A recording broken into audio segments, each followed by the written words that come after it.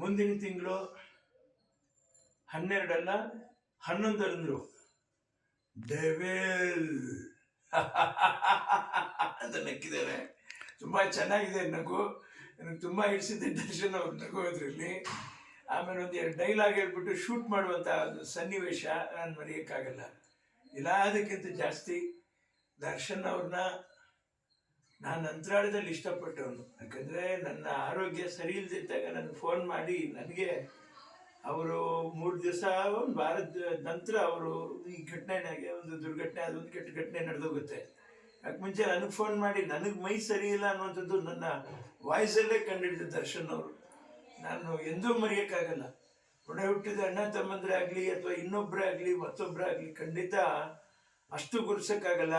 ಅವರು ನನ್ನನ್ನು D25 ಅಣ್ಣ ನೀವು ಬರ್ತಾ ಇದ್ದೀರಾ ತಾನೆ ಅಂತ ಅವರು ಭಾರಿ ಇದಾಗಿ ಕೇಳಿದ್ರು. ಪಾಪ ನನಗೆ ಯಾಕೆ ನಾನು ಬರ್ಬಾರ್ದು, ನಾನು ಬರ್ತಾ ಇದ್ದೀನಿ ಕಣಪ್ಪ ಅಂತಲೇ ಹೇಳಿದೆ ನಾನು. ಆ ಪ್ರೀತಿ ಅವ್ರು ಉಳಿಸ್ಕೊಂಡು ದರ್ಶನ್ ಅವರು ನನ್ನನ್ನು ಅವ್ರ ಮನಸ್ಸಲ್ಲೇ ಇಟ್ಕೊಂಡಿದ್ದಾರೆ, ನಾನು ಅವ್ರನ್ನ ನನ್ನ ಮನಸ್ಸಲ್ಲೇ ಇಟ್ಕೊಂಡಿದ್ದೀನಿ.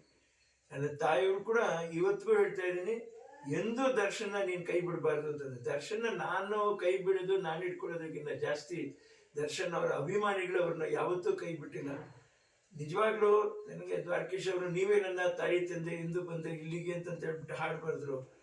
ನಿಜವಾಗ್ಲೂ ಅಭಿಮಾನಿಗಳೇ ದರ್ಶನ್ ಅವ್ರಿಗೆ ತಾಯಿ ತಂದೆ ಆಗಿರ್ತಾರೆ.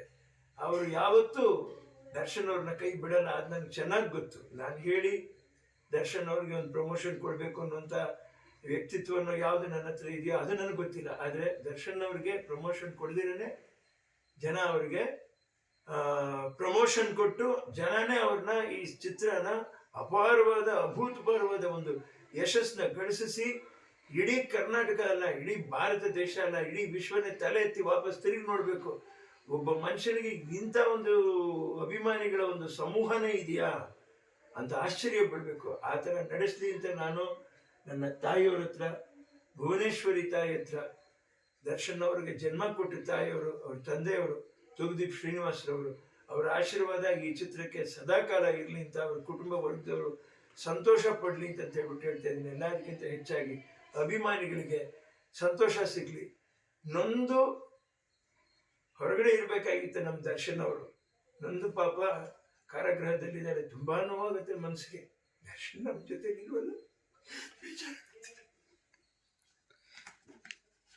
ಕಷ್ಟ ಆಗುತ್ತೆ ಮನಸ್ಸಿಗೆ. ಒಳ್ಳೇದಾಗ್ಬೇಕಾಯಪ್ಪ, ದೇವ್ರು ಒಳ್ಳೇದು ಮಾಡ್ತಾರೆ ಅನ್ನೋ ನಂಬಿಕೆ. ಇಲ್ಲಾಂದ್ರೆ ದೇವರೇ ಇಲ್ಲ ಅಂತ ಹೇಳ್ತೀನಿ ನಾನು. ದರ್ಶನ್ ಒಳ್ಳೇದಾಗ್ಬೇಕಾಯಪ್ಪ, ಒಳ್ಳೇದಾಗಲಿ. ಸಿರಿಗನ್ನಡಂ ಗೆಲ್ಗೆ, ಸಿರಿಗನ್ನಡಂ ಬಾಳ್ಗೆ. ಜೈ ಕರ್ನಾಟಕ. ನಮಸ್ಕಾರ.